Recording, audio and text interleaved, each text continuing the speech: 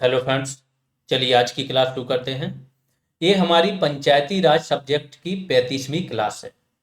आज की क्लास का हमारा टॉपिक होगा, हमने एक ओपन टेस्ट लिया था जो न्यू टेस्ट सीरीज बैच चल रहा है उसमें।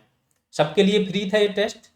इस टेस्ट में स्कीम वाला जो पोर्शन है वो, प्लस जो आपका पंचायती राज के जो क्वेश्चंस हैं वो सारे आज हम डिटेल एनालिसिस करेंगे।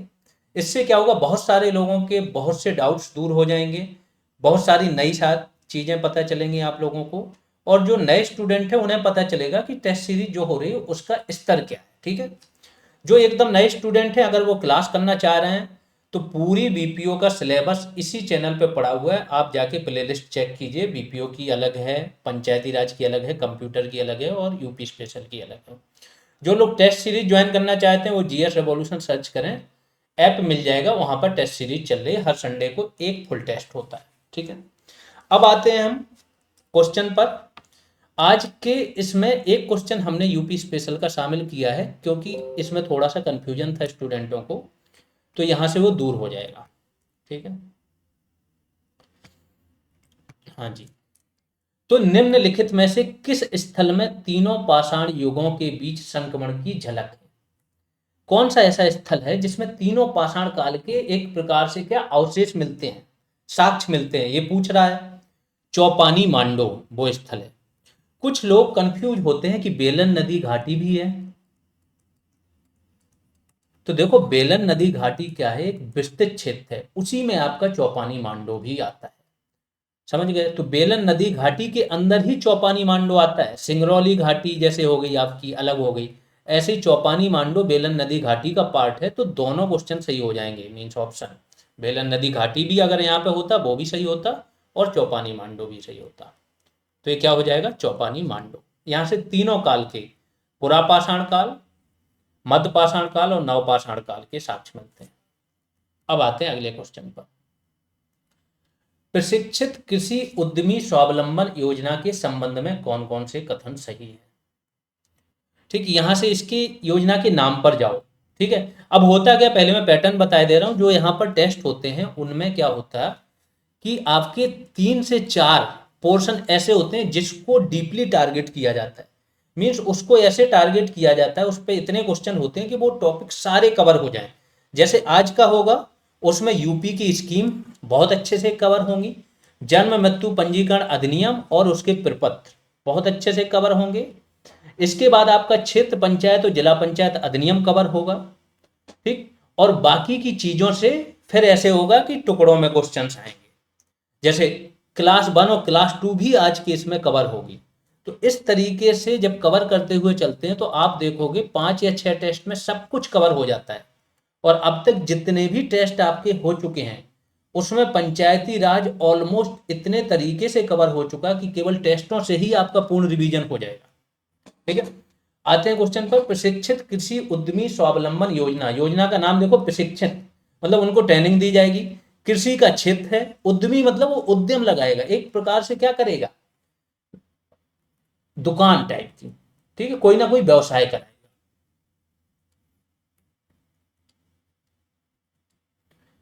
स्वावलंबन योजना मतलब खुद की, खुद अपने पैरों पर खड़ा हो, इस प्रकार की योजना है। तो इसमें क्या कर रहे हैं, ये किसी व्यक्ति को प्रशिक्षण देते हैं और फिर उसको शॉप खोलने में मदद करते हैं, कृषि प्रोडक्ट जिसमें बिकते हैं।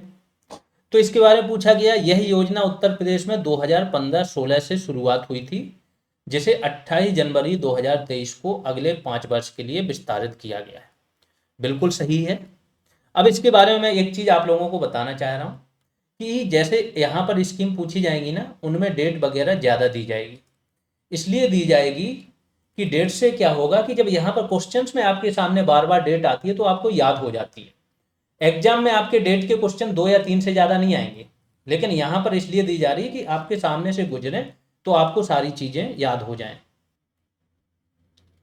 अगला ऑप्शन क्या है, इस योजना के तहत एग्री जंक्शन केंद्र स्थापित किए जाएंगे। एक प्रकार से जो कृषि प्रोडक्ट हैं उनकी दुकानें स्थापित की जाएंगी और जो किसानों की सहायता के लिए वन स्टॉप सेंटर की तरह कार्य करेंगे।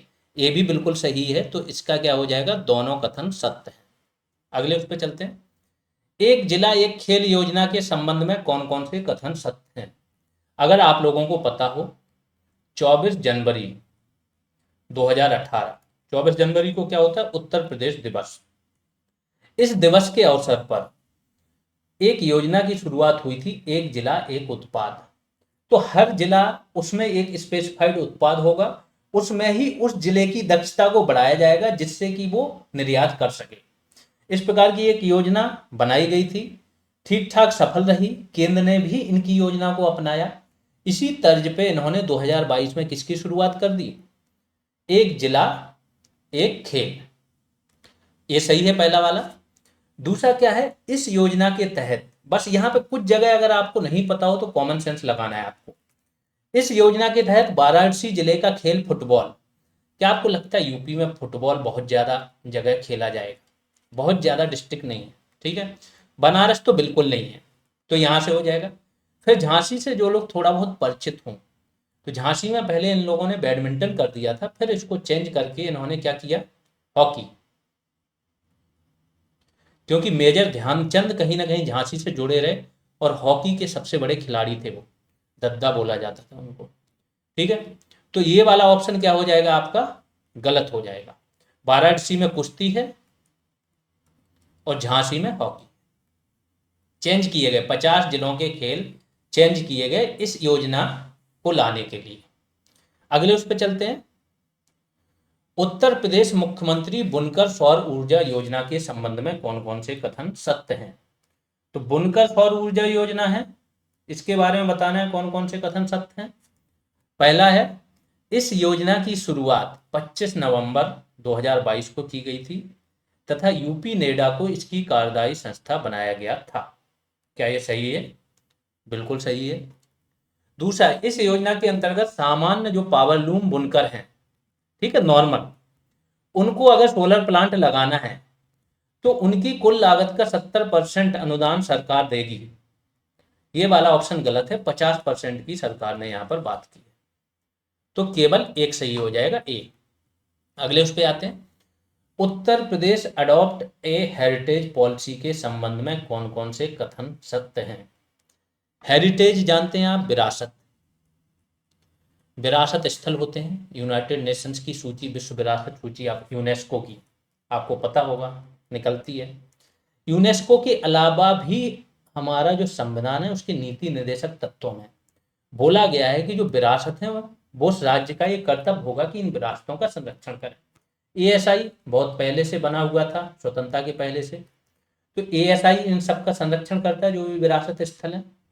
अब इन्होंने क्या किया गवर्नमेंट ने कि इसका प्राइवेटाइजेशन कर दिया, कि एक उद्योगपति जो होगा वो उसको किसी एक विरासत स्थल को या अनेक विरासत स्थलों को ले सकता है, उसके विकास में, संरक्षण में वो पैसा अपना लगाएगा और फिर टिकट वगैरह किसी भी चीज से वो उतना पैसा कमाएगा जितना वो लगा।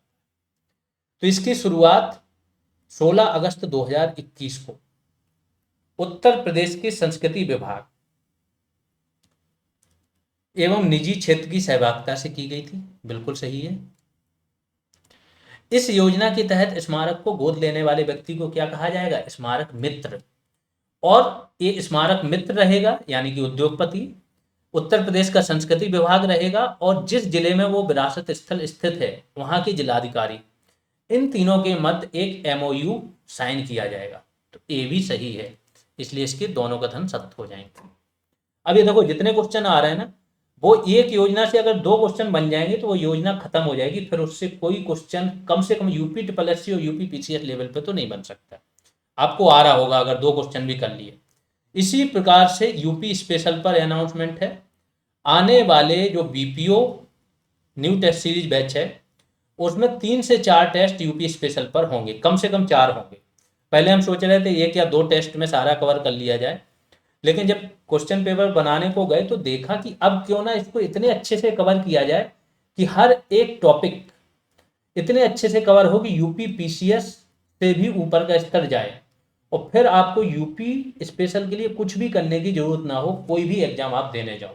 तो 4 से ज्यादा भी टेस्ट हो सकते हैं, 4 मिनिमम रखे हैं कि अभी के हिसाब से 4 हैं। जैसे ही लगेगा कि नहीं इसमें कवर नहीं हो रहा है तो और भी टेस्ट बढ़ेंगे आपके। तो नेक्स्ट 25 से 30 दिन के लिए आप लोग यूपी स्पेशल पर बहुत अच्छे से लग जाइए।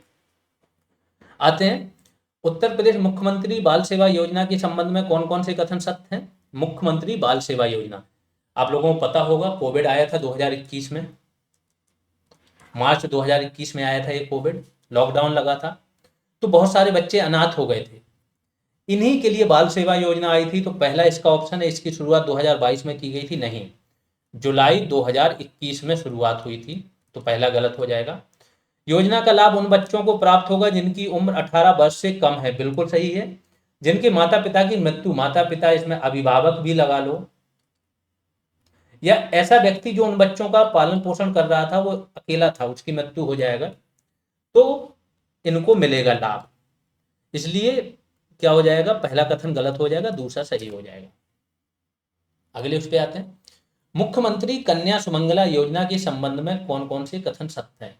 महिलाओं को लेके, बच्चियों को लेके जितनी भी योजनाएं अच्छे से पढ़ लेना, इनसे क्वेश्चन बनेंगे।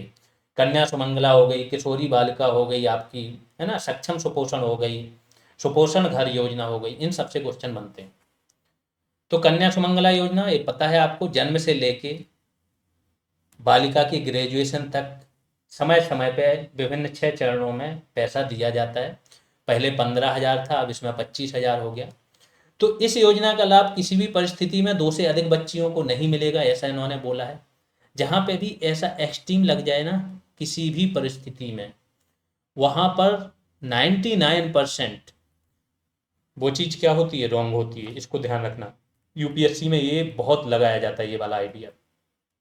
तो देखो, अगर किसी की एक बच्ची है और अगली जो बच्ची है वो जुड़वा है, दोनों लड़कियां हैं, तो फिर तीनों को मिलेगा, है ना, तो 3 को भी मिल सकता है, ऐसा नहीं। अगला है, इस योजना को 1 अप्रैल 2019 से लागू किया गया था। इसमें लोग डेट में बहुत ज़्यादा कंफ्यूज होते हैं, तो यहाँ से कंफ्यूजन दूर हो जाएगा। ये सही है कि लागू इसको कब किया गया था, 1 अप्रैल 2019 को, लेकिन इसका शुभारंभ कब से हुआ था, असलियत में ये धरातल पर कब आई थी, 25 अक्टूबर 2019 को। तो जो भाषा लिखे लागू वाला अगर दे ऑप्शन में तो आपको ये लगाना है, और शुभारंभ वाला तो ये लगाना। एक कथन सत्य हो जाएगा, एक गलत हो जाएगा। आगे चलते हैं, मुख्यमंत्री कन्या सुमंगला योजना के संबंध में कौन कौन से कथन सत्य हैं? थोड़ा क्वेश्चन का स्तर पहले जो आता था, ये कथन, 2 कथन, 3 या 4 कथन सत्य हैं कि नहीं, वो यूपीएससी से भी ऊपर जा रहा था, इसलिए स्तर थोड़ा सा घटाया है कि कम से कम 2 ऑप्शन आपको पता होने चाहिए। हाँ, इन ऑप्शन में पूरी लाइनें पता होनी चाहिए। जैसे अभी ये आपको क्वेश्चन बता देगा कि स्तर अभी बहुत अच्छा है इन क्वेश्चनों का, फिर भी तीसरा और चौथा ऑप्शन क्या कर दिया, थोड़ा इजी कर दिया आप लोग। इसमें क्या है, कन्या सुमंगला पर ही दूसरा क्वेश्चन है, इस योजना का प्रमुख उद्देश्य बालिकाओं को सामाजिक सुरक्षा के साथ साथ विकास हेतु नए अवसर प्रदान करना है। बिल्कुल सही बात है, ये एकदम करेक्ट है ये पोर्शन। लेकिन इसी ऑप्शन का अगला पोर्शन देखो, योजना का लाभ केवल उन्हीं परिवारों को मिलेगा जिनकी वार्षिक आय अधिकतम 2 लाख रुपए होगी। ये पोर्शन गलत है, 3 लाख तक वार्षिक आय होने पर लाभ मिलेगा, इसलिए टफ हो जाता है। इस योजना के अंतर्गत पहले 15,000 रुपये 6 चरणों में दिए जाते थे, और वर्तमान में कितनी राशि है, ये 25,000। ये सत्य है, तो पहला गलत हो जाएगा, बी सही हो जाएगा, तो केवल बी सही हो जाएगा। आगे चलते हैं, किशोरी बालिका योजना के संबंध में कौन कौन से कथन सत्य हैं? किशोरी बालिका योजना, पहला क्या है, इस योजना का शुभारंभ 2019 में किया गया था, जिसका प्रमुख उद्देश्य किशोरी बालिकाओं को शिक्षित तथा सशक्त बनाना है। बिल्कुल सही है। इस योजना के तहत 11 से 14 वर्ष की स्कूल जाने वाली बालिकाएं शामिल की गई। बस यहीं पर एक क्रक्स आ गया कि 11 से 14 वर्ष की स्कूल ना जाने वाली बालिकाओं को इसमें शामिल किया गया, तो ये वाला गलत हो जाएगा, ये सही हो जाएगा, केवल ए सही है। अगला क्वेश्चन, उत्तर प्रदेश किशोरी बालिका योजना के संबंध में कौन कौन से कथन सत्य हैं? इस योजना के 2 घटक हैं। प्रथम घटक क्या है, पोषण घटक, जिसमें बालिकाओं को पोषण दिया जाएगा, और द्वितीय घटक क्या है, गैर पोषण घटक। पोषण घटक में क्या है, किशोरी बालिकाओं को 300 दिन का अनुपूरक पोषाहार उपलब्ध कराया जाएगा। बिल्कुल सही है। गैर पोषण घटक के अंतर्गत बालिकाओं को क्या है, औपचारिक स्कूली शिक्षा में वापस लाने का प्रयास किया जाता है। तो आप लोगों को पता है जो किशोरियां होती हैं 11 से 14 वर्ष की, इस योजना में कौन सी शामिल है, जो स्कूल नहीं जा रही, तो उनको प्रोत्साहित किया जाएगा कि आप वापस स्कूल जाओ, स्कूल क्यों नहीं जा रहे हो, फायदे बताए जाएंगे और उनको इस तरीके से प्रोत्साहित किया जाएगा कि वो स्कूल जाएं, क्योंकि बहुत सारी मजबूरी होती हैं। आपने देखा होगा गांव तरफ गरीबी होती है, परिवार के उसमें हाथ बटाना होता है लड़कियों को, तो वो स्कूल छोड़ देती।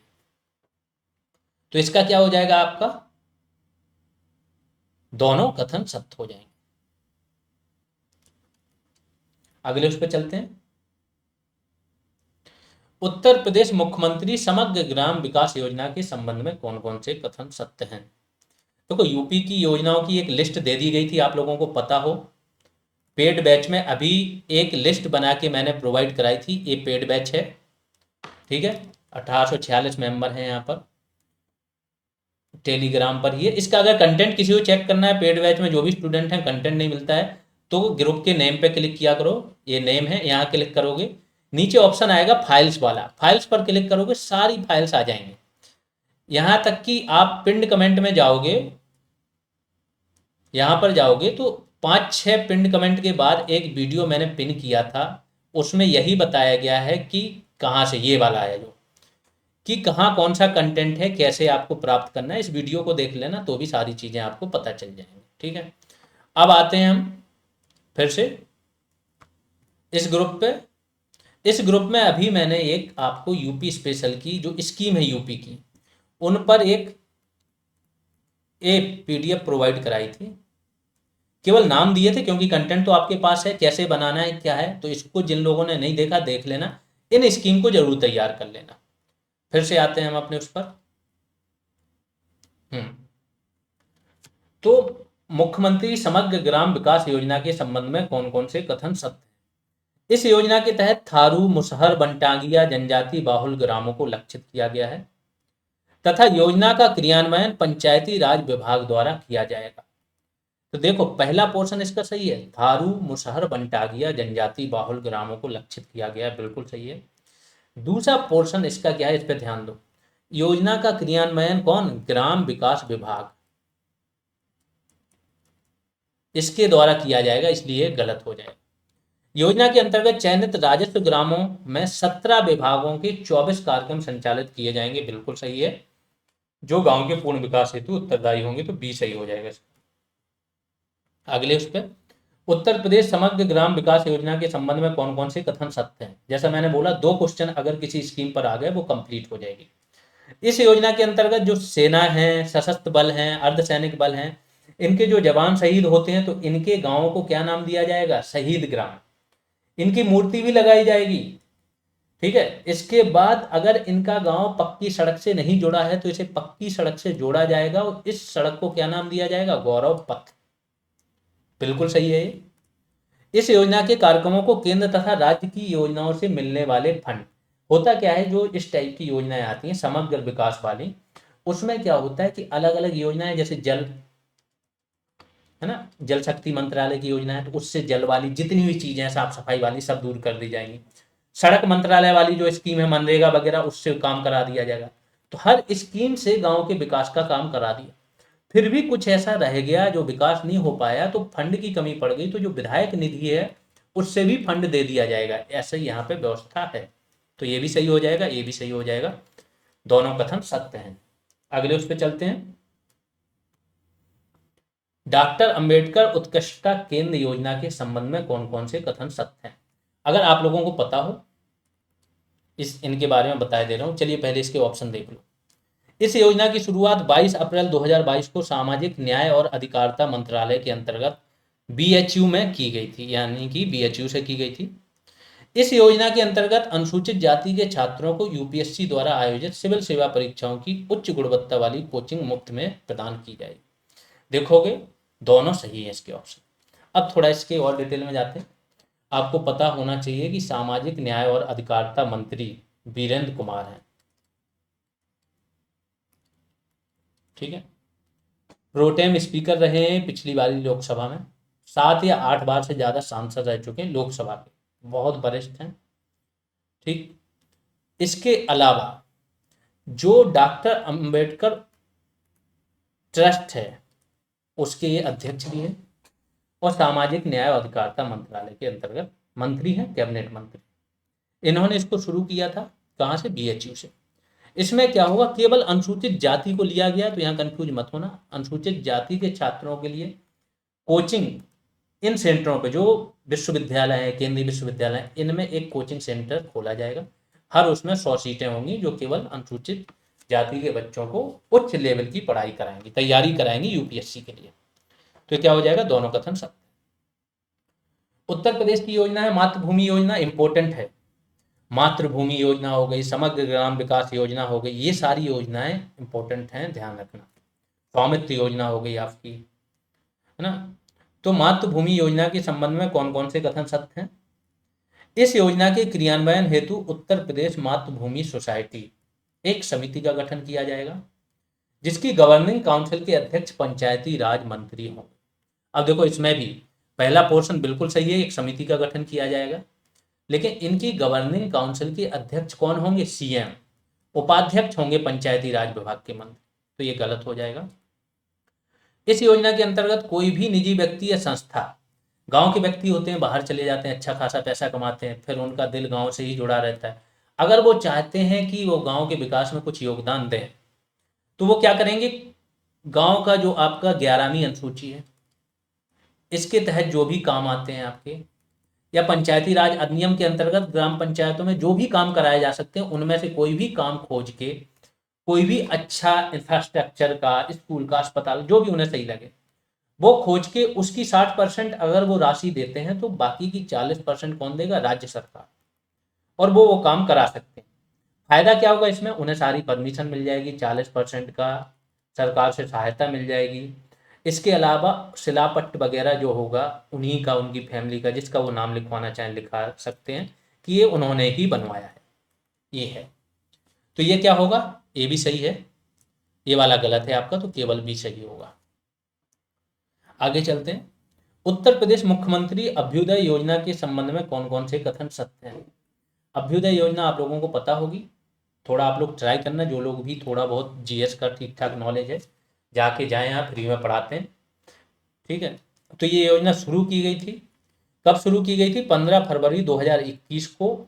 पहला पोर्शन सही है यहाँ पे भी, 15 फरवरी 2021 को ही शुरू हुई थी, लेकिन कहाँ? सभी जिले यहाँ पर लिखा है, सभी जिलों में नहीं, 18 जो मंडल हैं, इन मुख्यालयों पर शुरू हुई थी, 18 मंडल मुख्यालय। आप लोगों को कमेंट सेक्शन में बताना है कि सबसे बड़े 3 मंडल और सबसे छोटे 3 मंडल कौन कौन से, ठीक है। इस योजना के तहत युवाओं को प्रतियोगी परीक्षाएं, कोई भी प्रतियोगी परीक्षा हो, एसएससी हो, यूपीएससी हो, पीएससी हो, इनकी तैयारी कराई जाती है। तो ये बिल्कुल सत्य है, केवल 2 सही हो जाएगा। अगले पे चलते हैं। मुख्यमंत्री सामूहिक विवाह योजना के संबंध में कौन कौन से कथन सत्य हैं? सामूहिक विवाह, लड़की का विवाह करना एक बहुत बड़ा चैलेंज होता है गरीब परिवारों के लिए, तो ये समझो लिमिट से बाहर वाला क्षेत्र होता है, ठीक है। वो अपनी 10-15 साल की जो जमा पूंजी होती है ना, वो पूरी खर्च कर देता है, फिर भी मुश्किल होता है उसके लिए। तो इसके लिए सरकार क्या है? हेल्प करती है, प्रति जोड़ा 51,000 रुपये खर्च करती है। चलिए पहले ऑप्शन देख लें, ऐसा ना हो आपको ऑप्शन सारे मिल जाए यहाँ से। इस योजना की शुरुआत 3 अक्टूबर 2017 को, ये तो सही है, यहाँ तक पोर्शन सही है। ओबीसी, एससी, एसटी समुदायों के व्यक्तियों की पुत्रियों के विवाह हेतु सहयोग प्रदान करने के लिए की गई थी, ये गलत है। सभी, कोई भी वर्ग हो, सभी वर्गों के गरीब, जो गरीबी रेखा से नीचे जीवन यापन कर रहे हैं, उन व्यक्तियों को यहाँ सहायता मिलती है, तो ये गलत हो जाएगा।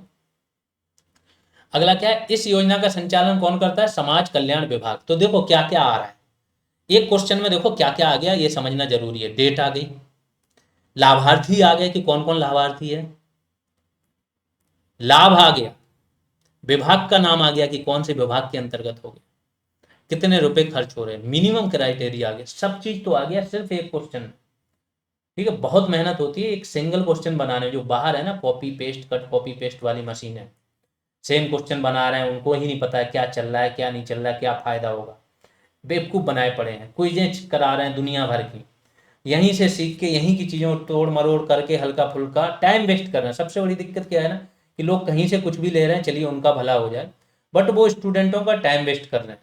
तो जो भी सिंसियर स्टूडेंट है, ध्यान रखना आपके पास कंटेंट की अब कोई कमी नहीं है। अगर ये न्यू टेस्ट सीरीज बैच जिसने भी ज्वाइन किया हो तो 5 फुल टेस्ट बहुत पहले के थे, 8 ऑलरेडी हो चुके हैं। अब यूपी स्पेशल पर होंगे 4 या 5 टेस्ट।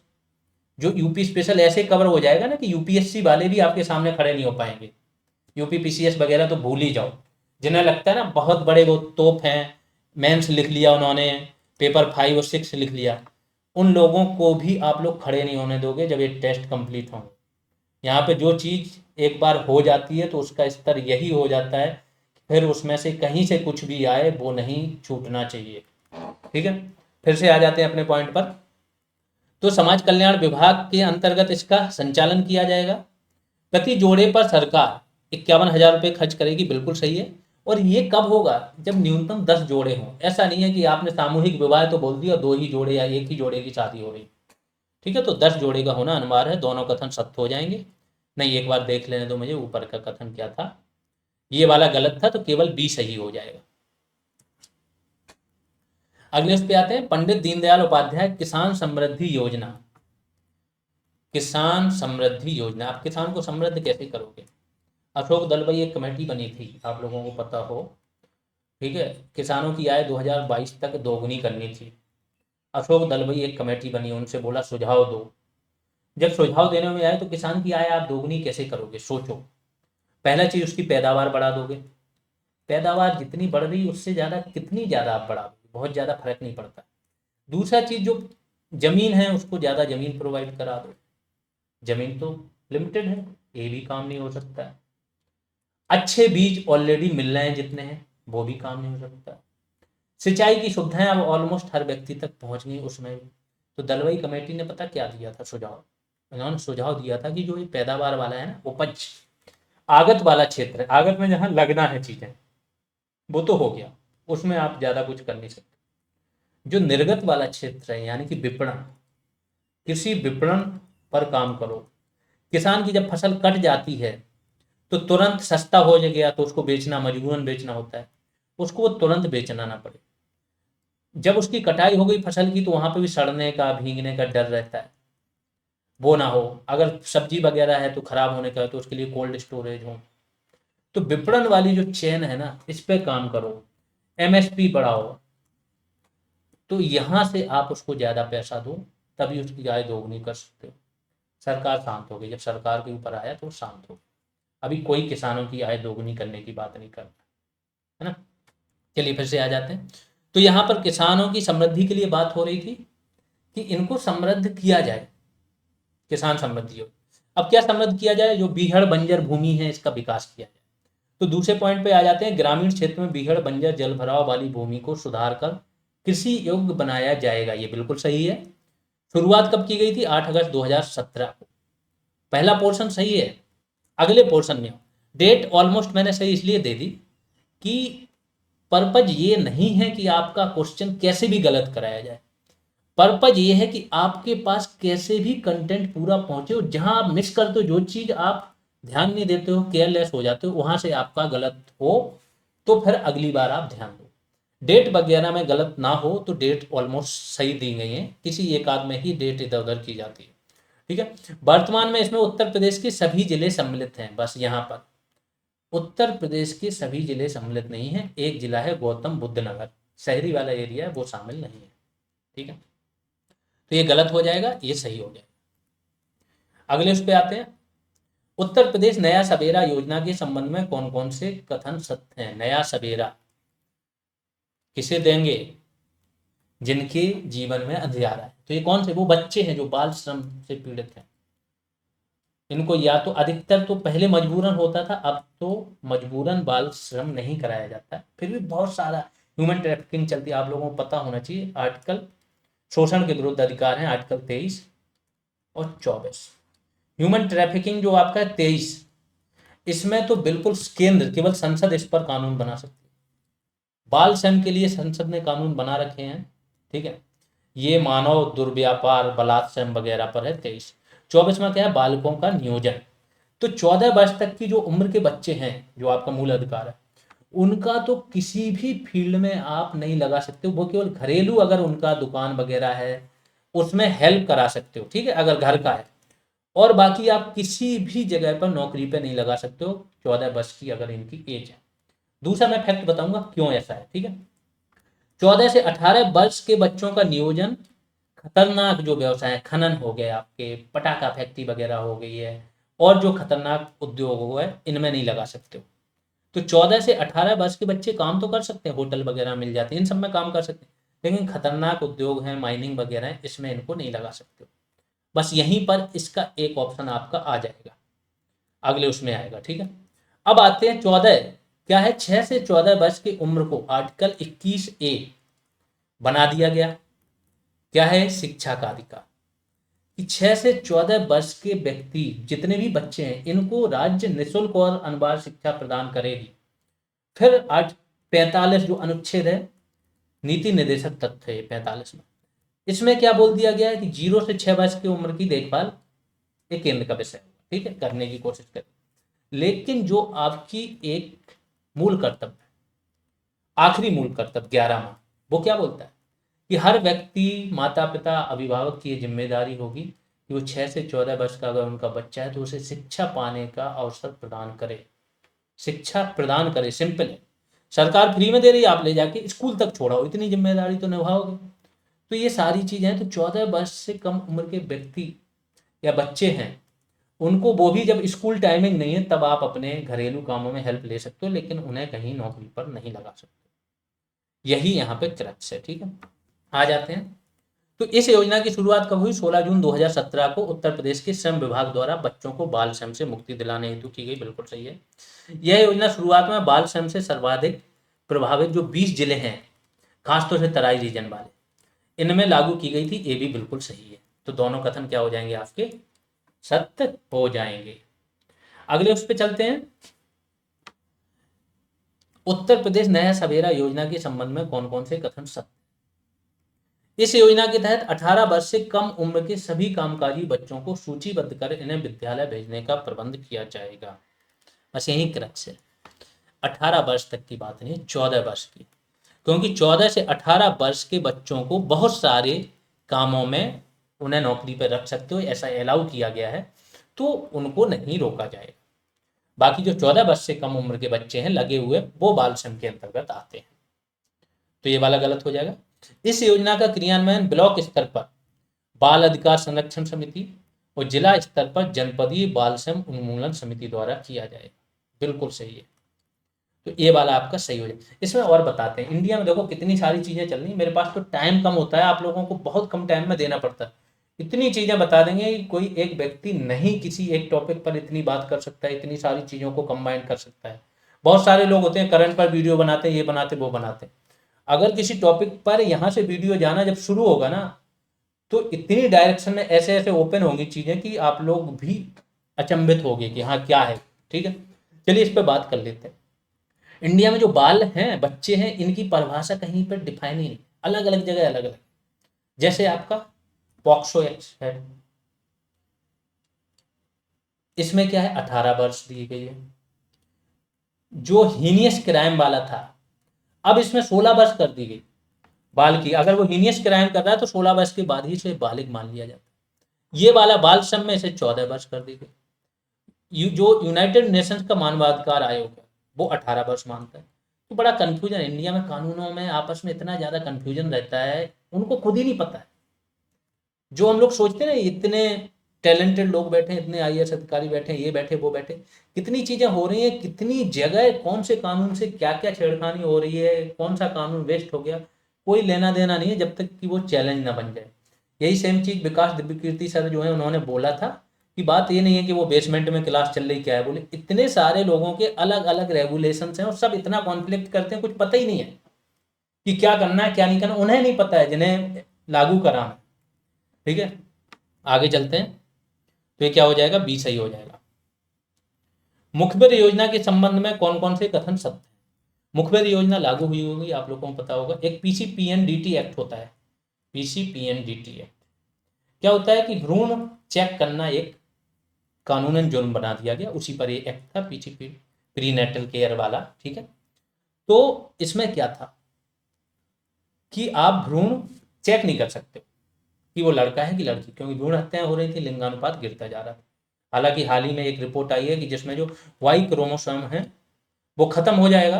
तो आपको पता है 23 जोड़े गुणसूत्र होते हैं मनुष्य में, अगर सारे एक्स हैं तो वो फीमेल होगा, और 22 जोड़ा एक्स एक्स है और एक जोड़ा एक्स वाई है तो वो मेल होगा। ठीक है, अब ये वाई क्रोमोसोम सिकुड़ता जा रहा है, चिंताएं व्यक्त की जा रही हैं, ये एक टाइम के बाद खत्म हो जाएगा, एक्स एक्स ही बचेंगे, तो पृथ्वी पर सिर्फ महिलाएं बचेंगी, है ना।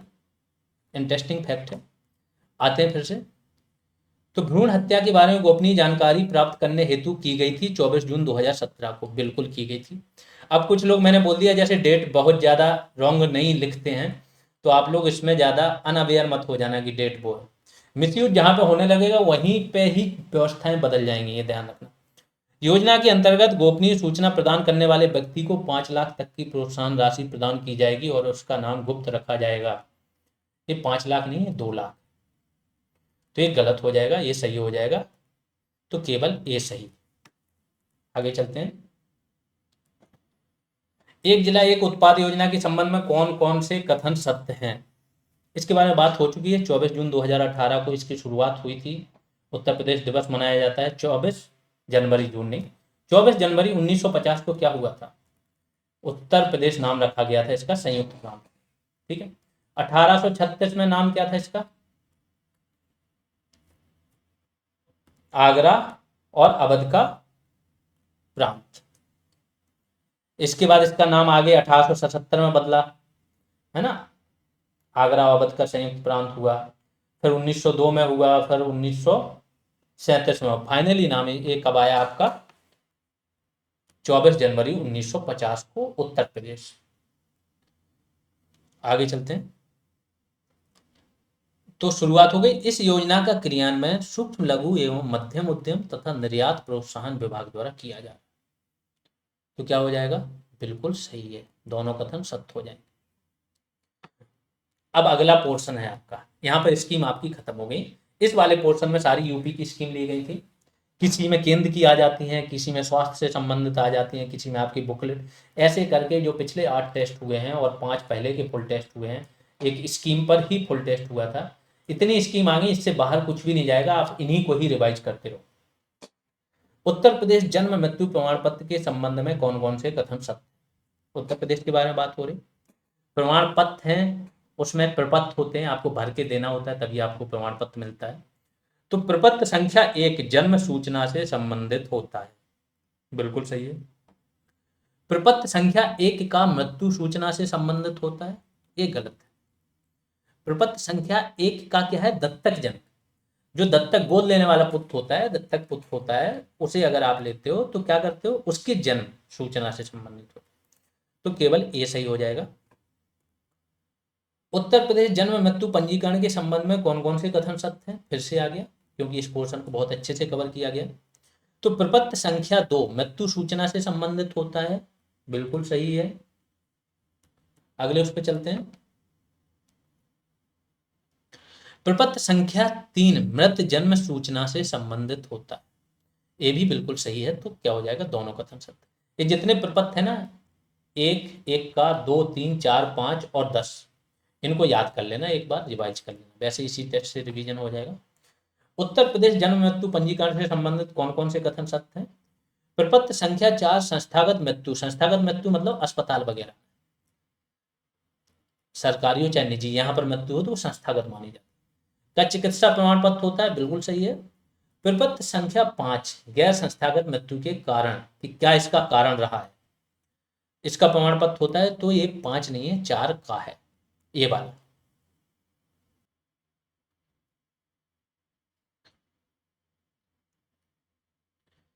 तो ये 4 का है,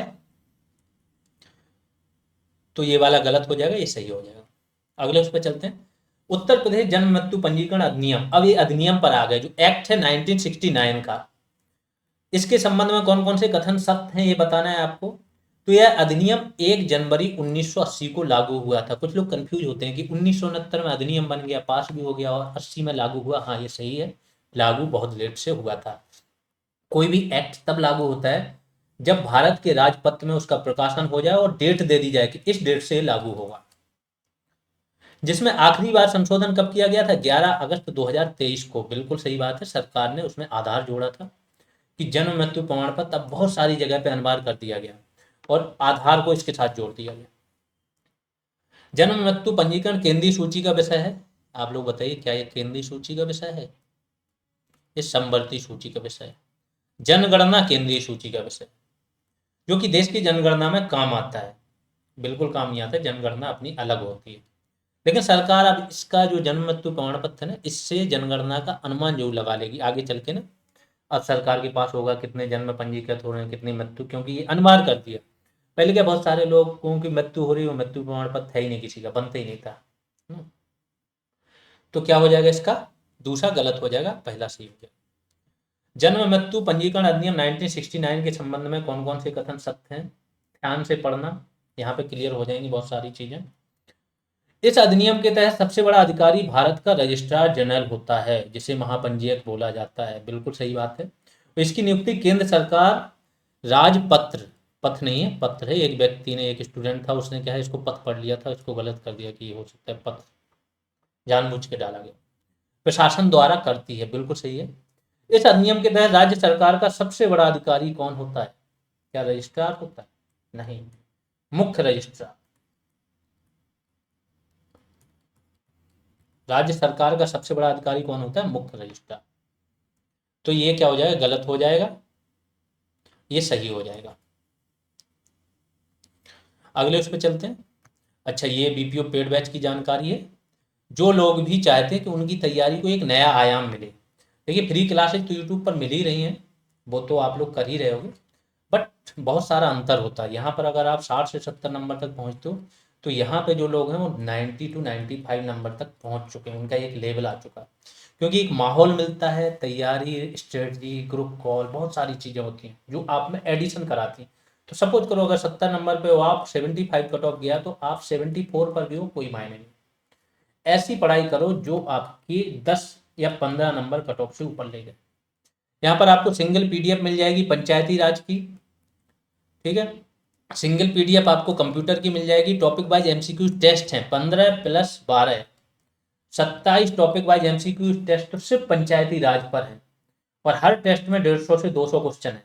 जब आप यही लगा लेते हो ना, तो पूरा दो तरीके से हो जाता है, क्लास कंटेंट प्लस एमसीक्यू, और फिर आप फुल टेस्ट सीरीज पर चले आते हो। Topic wise MCQ test computer पर मिल जाएंगे, वैल्यू एडिशन क्लास मिल जाएंगी, वैल्यू एडिशन पीडीएफ मिल जाएंगे। हर एक चीज पर यूपी की स्कीम, केंद्र की स्कीम और आपकी पंचायती राज पर वैल्यू एडिशन, वो कंटेंट जो क्लासों के अतिरिक्त पीडीएफ फॉर्मेट में भी दिया गया है अलग से। UP special class PDF, task वगैरह और रेगुलर ग्रुप कॉल होती रहती है, तो जो भी आपकी क्वेरीज होती हैं वो दूर होती जाती है। फीस 299 है, इस नंबर पर पे करना है। साथ में अगर आप जीएस रिवॉल्यूशन सर्च करोगे प्ले स्टोर पर, ये वाला वहां पर वो देख लेना, लोगो देख लेना जीएस रिवॉल्यूशन का, एक ही है नेम से, तो वो मिल जाएगा। या किसी भी वीडियो के उसमें चले जाओगे, या टेलीग्राम पर ग्रुप है जीएस रिवॉल्यूशन सर्च करोगे, तो वहाँ पे ऐप की लिंक मिल जाएगी। ऐप डाउनलोड करोगे, वहाँ पर भी बैच है, जैसे मैं बता दे रहा हूँ बैच कहाँ है ऐप पर। ये हमारा ऐप है, और अगर यहाँ पे कोर्स पर जाते हैं तो ये सारे कोर्स हैं। तो यहाँ पर ये वाला कोर्स है आपका बीपीओ का है, और ये कोर्स आपका संडे टेस्ट सीरीज का है, ठीक है। चलिए,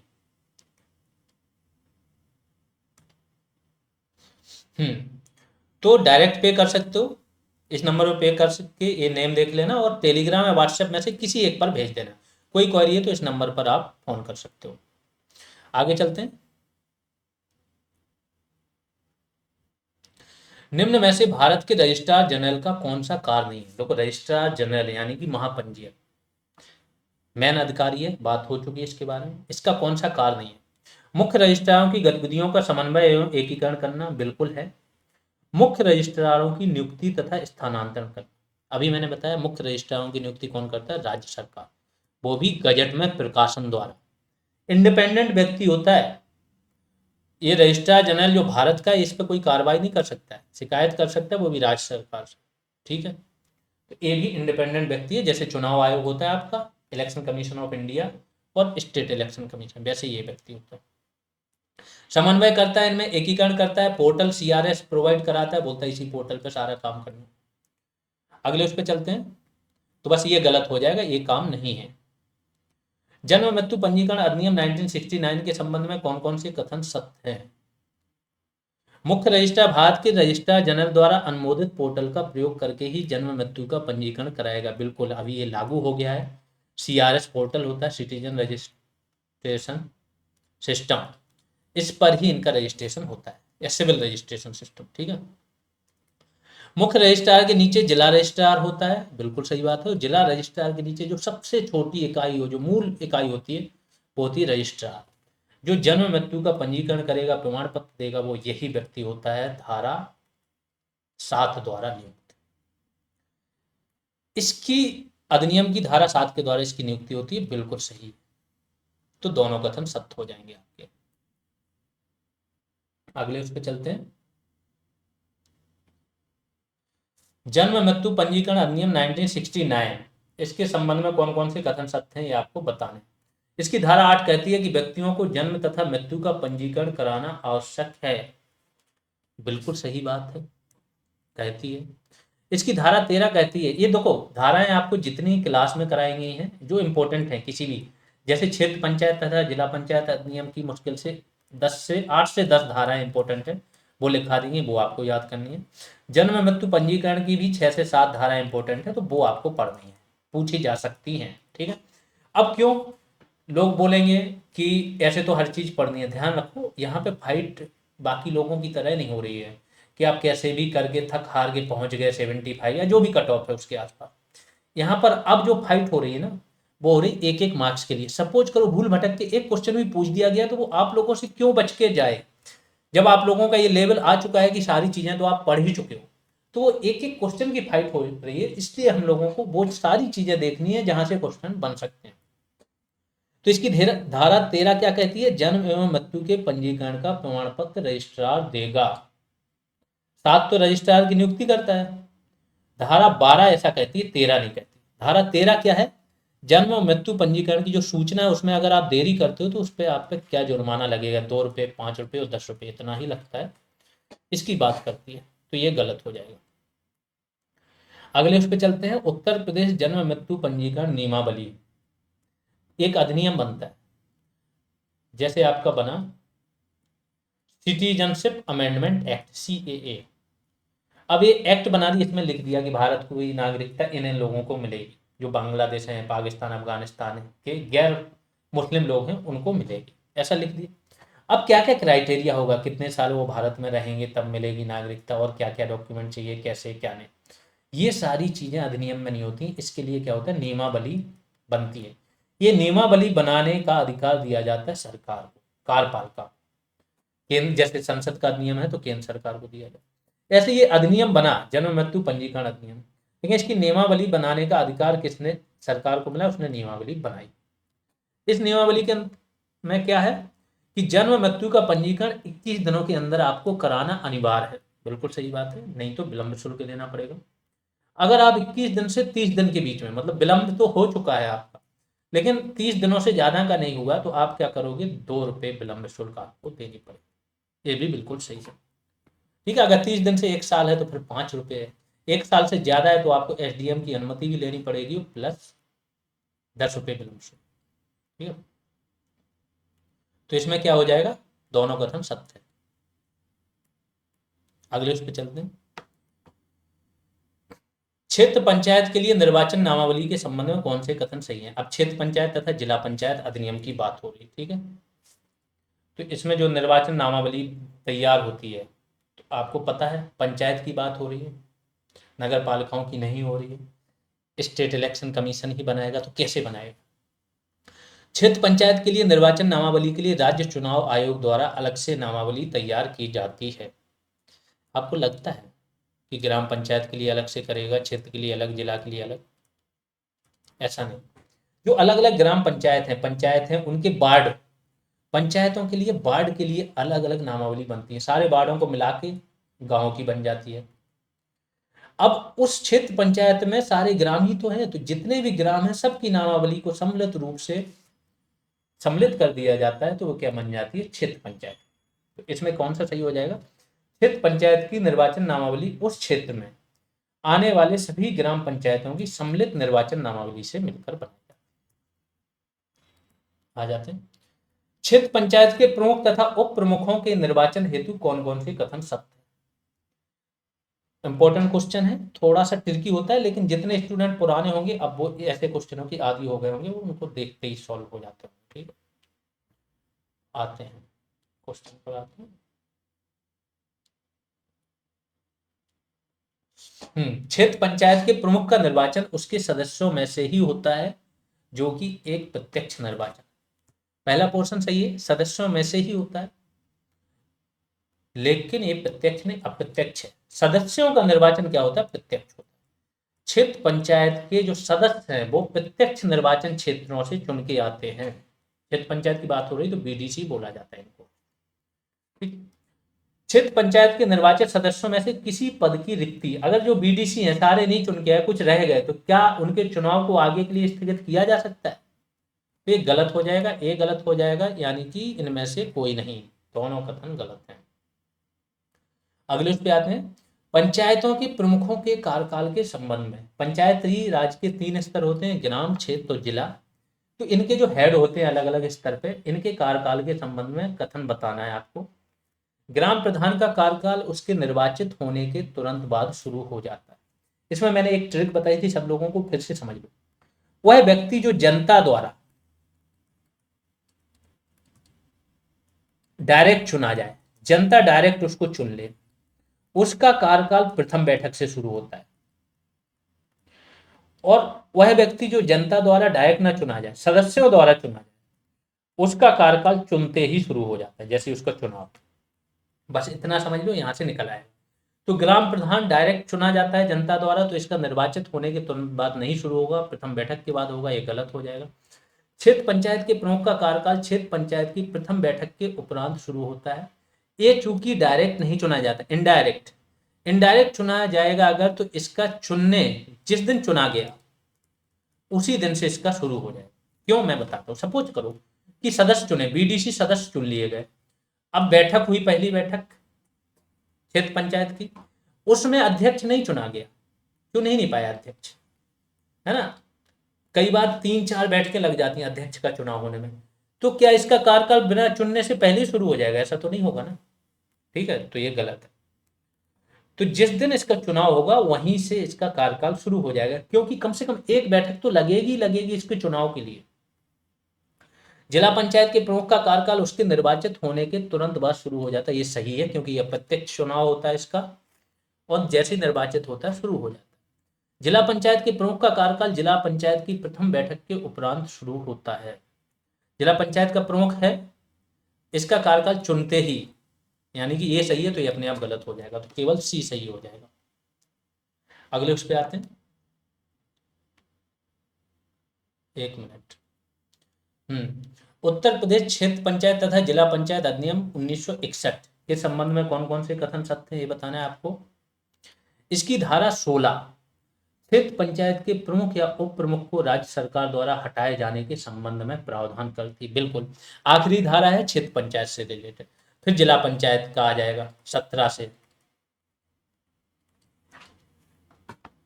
अगला, अगर इसके प्रमुख को धारा 16 के अंतर्गत हटाया गया, तो जब भी राज्य सरकार किसी को हटाती है ना, क्षेत्र पंचायत प्रधान या जिला पंचायत, तो फिर वो व्यक्ति कुछ समय के लिए बैन होता है, फिर वो उस पद पे नहीं आ सकता है। तो क्षेत्र और जिला पंचायत के लिए 3 वर्ष है और प्रधान के लिए 5 वर्ष है। तो यहाँ पर क्षेत्र पंचायत के लिए बोला गया है कि 5 वर्ष हो, ये गलत है, 3 वर्ष है। तो क्या हो जाएगा, केवल ये सही हो जाएगा। अगले उस पर चलते हैं। उत्तर प्रदेश जिला पंचायत तथा क्षेत्र पंचायत अधिनियम 1961 के संबंध में कौन कौन से कथन सत्य हैं, ये बताना है।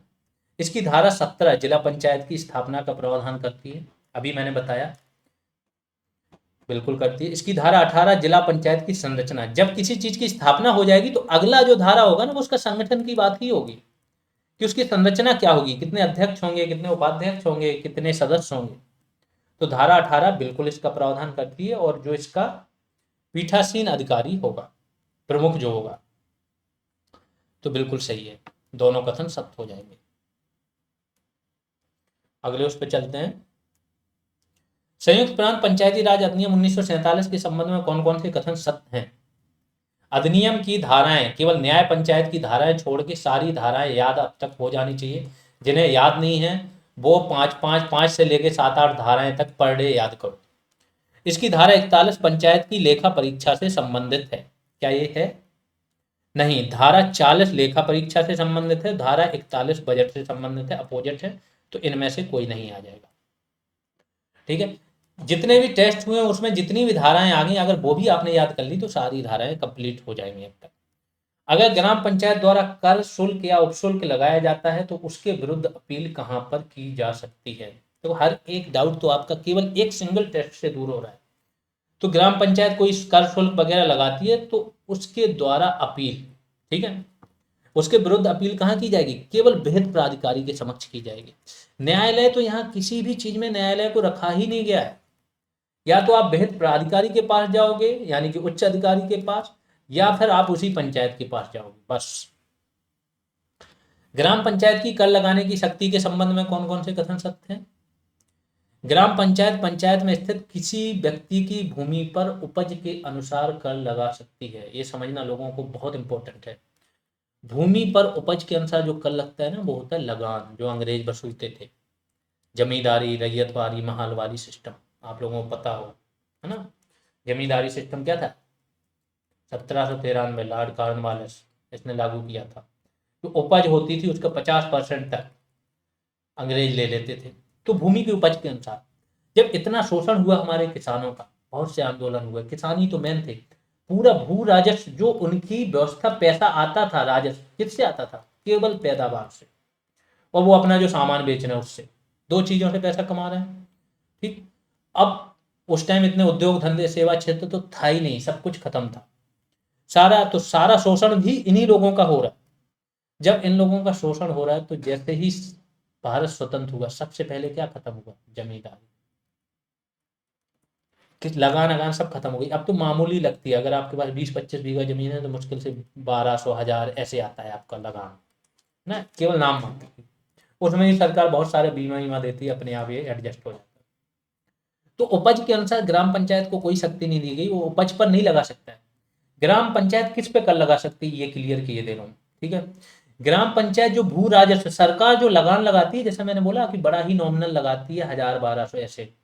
तो सरकार ने जो लगान लगाई है 1000 रुपये, इस 1000 रुपये पर ग्राम पंचायत कर लगा सकती है कि अगर 1000 सरकार लेगी तो प्रति रुपये हम 25 पैसे या 50 पैसे हमें भी देना होगा। तो सरकार के 1000 हुए, अगर इन्होंने 25 पैसा कर दिया तो 250 इनके हो गए। ये डायरेक्ट नहीं लगा सकती उपज पर। तो क्या हो जाएगा? भू राजस्व पर प्रति रुपये के हिसाब से कर लगा सकती है, राजस्व पर, ठीक है। ये वाला गलत हो जाएगा। अगला, ग्राम पंचायत की कर लगाने की शक्तियों के संबंध में कौन कौन से कथन सत्य है? ग्राम पंचायत जो कर लगा सकती है, पहला है ग्राम पंचायत पंचायत क्षेत्र में मनोरंजन कर, पशुओं पर कर, बधशालाओं के लिए भूमि के प्रयोग पर कर लगा सकती है। बिल्कुल सही है। ग्राम पंचायत उस पंचायत क्षेत्र में स्थित किसी भी जल सुविधा पर कर लगा सकती है। जैसे ही मैंने बोला, एक्सट्रीम जाए अगर किसी भी, ऐसे कैसे हो सकता है ना, वो उसी जल सुविधा पर कर लगाएगी जो ग्राम पंचायत ने बनवाई है। ऐसा नहीं है कि राज्य सरकार की हो कोई योजना या कोई और योजना हो केंद्र की हो, उस पर भी कर लगा दो। बड़ा सा डैम है, नहरें निकली हैं, केंद्र की योजना है, राज्य की हो, आप उस पर कर लगा रहे हो, ये नहीं है, ठीक है। तो ये गलत हो जाएगा। संयुक्त प्रांत पंचायती राज अधिनियम 1947 के संबंध में आपको सत्य कथन बताने हैं। इसकी धारा 34 ग्राम पंचायत में निहित संपत्ति का प्रावधान करती है। धारा 34 बिल्कुल, कि ग्राम पंचायत में कौन कौन सी संपत्ति निहित है उसका क्या प्रावधान करती है। अगले उस पे आते हैं। ग्राम पंचायत में निहित संपत्ति के स्वामित्व के संबंध में किसी व्यक्ति से, जैसे पंचायत ने बोला ये हमारी संपत्ति है, दूसरा व्यक्ति बोला नहीं आपकी नहीं हमारी है, ऐसा कोई विवाद हो जाए तो ऐसे विवाद का निपटारा केवल विहित प्राधिकारी करेगा। क्या ये सही है? गलत है। वो व्यक्ति पंचायत के पास ही जाएगा कि नहीं ये संपत्ति हमारी है, पंचायत उससे बात करेगी, उसके साक्ष्य देखेगी, और फिर पंचायत ही डिसाइड करेगी ये तुम्हारी है कि नहीं। यहाँ पर विहित प्राधिकारी का रोल नहीं है, तो केवल ए सही हो जाएगा। यदि ग्राम पंचायत को अपनी किसी परियोजना को पूरा करने के लिए किसी निजी भूमि का अर्जन करना है तो वह क्या करेगी? किसी की प्राइवेट भूमि है, खुद की भूमि है और ग्राम पंचायत की परियोजना के बीच में आ रही, सड़क पड़ रही, यहाँ पे किसी और की भूमि है, तो ग्राम पंचायत क्या करेगी, ये पूछा जा रहा है। तो ग्राम पंचायत संबंधित व्यक्ति से बात करेगी, बात करने के बाद उस भूमि को प्रयत्न करेगी कि मिल जाए, पैसा देके जो भी हो वो व्यक्ति दे दे। अगर नहीं मिली तो वो संबंधित भूमि का अधिग्रहण कर सकेगी। क्या ऐसा है? क्या इनके पास इतनी शक्तियां हैं? नहीं, इतनी शक्तियां तो अभी इनको नहीं मिली हैं, राज्य सरकार के पास होती हैं भूमि अधिग्रहण कानून के तहत। ठीक है, तो इनको ये गलत हो जाएगा। ग्राम पंचायत जिला पंचायत राज अधिकारी डीपीआरओ की बात हो रही है, को संबंधित भूमि के अर्जन हेतु एक पत्र सौंपेगी, इसके पश्चात वह अधिकारी ग्राम पंचायत को वह भूमि अर्जित करके देगा। डीपीआरओ को भी ये शक्तियां नहीं दी गई, ये सारी शक्तियां जिला कलेक्टर डीएम के पास होती है, कि ग्राम पंचायत डीएम को लिखित प्रारूप में देगी, बोलेगी हमें ये भूमि जरूरी है, आप मुझे अर्जित करके दो, तो डीएम उसका अधिग्रहण करेगा और फिर ग्राम पंचायत को देगा अगर जरूरी होगा तो ये गलत हो जाएगा और ये गलत हो जाएगा, तो इनमें से कोई नहीं। अगले उस पर चलते हैं, राज्य वित्त आयोग पे आ जाते हैं। देखो वित्त आयोग में भी लोगों को बहुत ज्यादा कंफ्यूजन थे, आज दूर हो जाएंगे। राज्य वित्त आयोग के संबंध में कौन कौन से कथन सत्य हैं? राज्य वित्त आयोग किसी अधिकारी या प्राधिकारी से किसी अभिलेख को मांग सकता है।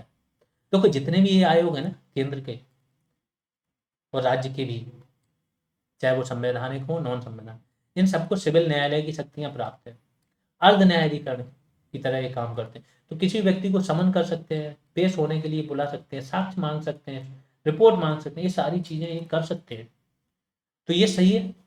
साक्ष्य देने, अभिलेख प्रस्तुत करने के लिए किसी व्यक्ति को बुला सकते हैं, अभिलेख को मांग सकते हैं, तो दोनों कथन सत्य हो जाएंगे। उत्तर प्रदेश राज्य वित्त आयोग के संबंध में कौन कौन से कथन सत्य हैं? दो, यूपी का जो राज्य वित्त आयोग है इसमें लोगों को कंफ्यूजन था, बट ये कंफ्यूजन यहाँ से दूर हो जाएगा कि इसमें एक अध्यक्ष और 3 सदस्य होते हैं, गलत है। इसमें एक अध्यक्ष और 2 सदस्य होते हैं, अभी तक ये प्रावधान है, बट ये बदल जाता है समय समय पर, राज्य सरकार की मर्जी पे होता है, लेकिन फिलहाल ये प्रावधान है, तो इसको ध्यान रखना। लोग 1 और 4 मानते हैं, ये मैंने बहुत पहले बताया था, 1 और 4 केंद्र में है। ठीक है, 1 और 4 होंगे केंद्र में, संविधान में लिखा हुआ है 280 में। एक अध्यक्ष होगा जो लोक मामलों का ज्ञाता होगा, बाकी कोई वित्त का, एक आर्थिक मामलों का, एक प्रशासनिक, है ना, ऐसे करके 4 अन्य सदस्य होते हैं। अगला, वित्त आयोग का अध्यक्ष जहां अपना त्यागपत्र राज्यपाल को देता है, वहीं अन्य सदस्य अपना त्यागपत्र वित्त आयोग के अध्यक्ष को देते हैं, ये गलत हो जाएगा। ठीक है, वित्त आयोग का अध्यक्ष अपना त्यागपत्र किसको देता है? राज्यपाल को, सदस्य भी राज्यपाल को ही देते हैं, तो केवल क्या सही हो जाएगा आपका? बी। अगले उस पर, उत्तर प्रदेश राज्य वित्त आयोग के संबंध में कौन कौन से कथन सत्य हैं? ग्राम पंचायत, क्षेत्र पंचायत तथा जिला पंचायत की वित्तीय स्थिति में सुधार के लिए आवश्यक उपाय सुझाने का कार्य वित्त आयोग को दिया गया, बिल्कुल सही है। राज्य वित्त आयोग को अधिनियम में जो कार्य दिए गए उसके अलावा कोई कार्य नहीं दिया जा सकता, नहीं, ऐसा नहीं है।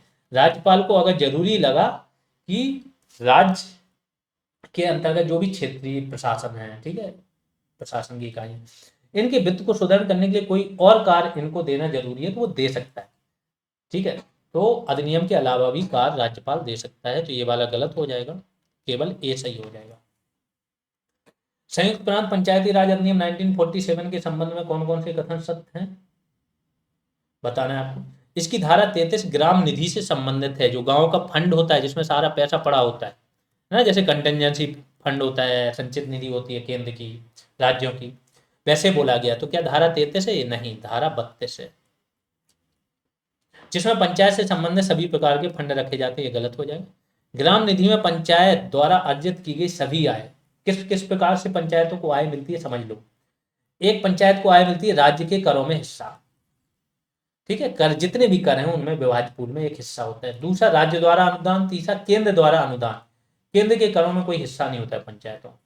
फिर बहुत सारी योजनाओं के लिए पंचायतों के लिए पैसा आता है, योजनाओं के माध्यम बहुत सारा आता है। इसके बाद खुद के कर होते हैं, ये सारे कर कहाँ? टैक्स लगाती है। इसके बाद न्यायालय ने अगर जुर्माना लगाया वो पंचायतों के लिए है कि इनको दो, वो सारी चीजें आ जाएंगी। तो ये सारी चीजें आपकी कहाँ हैं? इसकी निधि में रखी जाएंगी, तो ये सही हो जाएगा, ये गलत हो जाएगा। अगले उस पर चलते हैं, ग्राम निधि से धन के आहरण के संबंध में कौन कौन से कथन सत्य हैं? जो गांव का फंड है, धन का आहरण, तो कुछ लोग बड़े एडवांस हो गए, वो जाते हैं, लोगों से पूछा, इसने ये बताया, उसने वो बताया, उसको मान लेते हैं। ये वो लोग हैं जिनसे जब नॉर्मल क्वेश्चन, कॉन्सेप्चुअल क्वेश्चन होते हैं ना, तो इनके 100 में से 50 नंबर भी नहीं आ रहे हैं, लेकिन वो उन चीज़ों पर पूरा दिमाग बढ़ा रहे हैं, उन चीज़ों पे अपनी होशियारी दिखा रहे हैं बाकी लोगों को जाके, कि जो उतना ज़्यादा डिबेट का है ही नहीं, है ना। कोई चीज़ है, बड़ी नई चीज़ें खोज रहे हैं, ऐसे लग रहा है कि उन्होंने सारी चीज़ें प्राप्त कर ली हैं, अब तो वो उससे आगे जा रहे हैं यूनिवर्स से। जैसे एक न्यू होराइजन मिशन था, वो कुइपर बेल्ट की तरफ गया था, और इसके बाद कुइपर बेल्ट से आगे निकल गया, है ना। सबसे ज़्यादा दूरी तय करने वाला वही मिशन है, वो कुइपर बेल्ट से आगे निकल गया, कई हजारों प्रकाश वर्ष दूर पहुंच चुका है वो। तो ऐसे ही ये लोग हैं, उनको बोलेंगे कि आप थोड़ा कुइपर बेल्ट के अंदर रहो, कॉन्सेप्चुअल चीज़ों पे पकड़ मजबूत करो, उन्हीं को ही बार बार रिवाइज करो, बहुत ज़्यादा आगे जाने की जरूरत नहीं है, ठीक है। तो इस निधि से किसी प्रकार का धन तभी निकाला जा सकता है जब ग्राम सभा से अनुमति प्राप्त हो जाए। बिल्कुल नहीं, कहीं पे भी देखो पैसे के मामले में ये ध्यान रखना, जिसे जनता चुनती है, ग्राम सभा कोई जनता द्वारा चुनी हुई इकाई थोड़ी है, वो तो वोटर्स हैं, जो उस गांव के वोटर हैं। पैसा वही व्यक्ति निकालेगा जिसे जनता ने चुना है उन पे शासन करने के लिए। खास तौर से चाहे लोकसभा राज्यसभा है, लेकिन जहां धन विधेयक होगा, धन विधेयक के मामले में सिर्फ लोकसभा को अधिकार है, राज्यसभा सिर्फ 14 दिन का डिले कर सकती है। धन विधेयक वो सारा संचित निधि है, पैसा निकालना है, धन विधेयक ही होगा, स्पीकर को अधिकार है बाकी विधेयक को भी धन विधेयक घोषित कर दे। जैसे आधार था, आधार को स्पीकर ने धन विधेयक घोषित कर दिया, राज्यसभा की शक्तियां खत्म। इसको धन विधेयक को पुनर्विचार के लिए भी नहीं भेजा जा सकता है कि पुनर्विचार के लिए भेज दे। तो जहां पे भी पैसे की बात हो, पैसे में सिर्फ दो व्यक्ति लगेंगे, मीन्स जिसे जनता ने चुना है वो व्यक्ति मैन होगा, वही निकालेगा पैसा। तो यहाँ किसको चुना है जनता ने? पंचायत को। पंचायत में कौन है? प्रधान, मैन है, वो रहेगा। अब एक ये क्या हो गया, मेकर हो गया। इसको चेक एंड बैलेंस करने के लिए रखा गया सचिव, सरकार का आदमी, दोनों के साइन होते हैं केवल, बस। तो इस निधि से किसी प्रकार के धन को निकालने के लिए केवल ग्राम प्रधान और पंचायत के सचिव के हस्ताक्षर ही पर्याप्त है। कुछ लोग जो पंचायत सहायक हैं उसकी बातें कर रहे थे, बट ऐसा कुछ है नहीं अभी। कोई बोले भी तो विश्वास मत करना, इतने ज्यादा नहीं होते हैं, दो व्यक्ति बहुत है हर जगह पर। मुख्यमंत्री जैसे सीएम है, तो कोई योजना वगैरह लागू होने, कोई भी चीज लागू होने, सीएम और जो सचिव होता है, मुख्य सचिव, उसके साइन होते हैं, है ना, उस पे ऊपर के लिए। और नीचे लागू कराना प्रशासन के लिए तो केवल मुख्य सचिव के होंगे। उत्तर प्रदेश पंचायती राज अधिनियम 1947 के संबंध में कौन कौन से कथन सत्य हैं? इसकी धारा 30 संयुक्त समिति बनाने का प्रावधान करती है, जो 2 या 2 से अधिक पंचायतों के लिए होती है। बताइए। बिल्कुल सही है, संयुक्त समिति होती है। 2 या 2 से अगर पंचायतों का कोई ऐसा कार्य है जिसमें सबका इन्वॉल्व होना जरूरी है, बन जाएगी।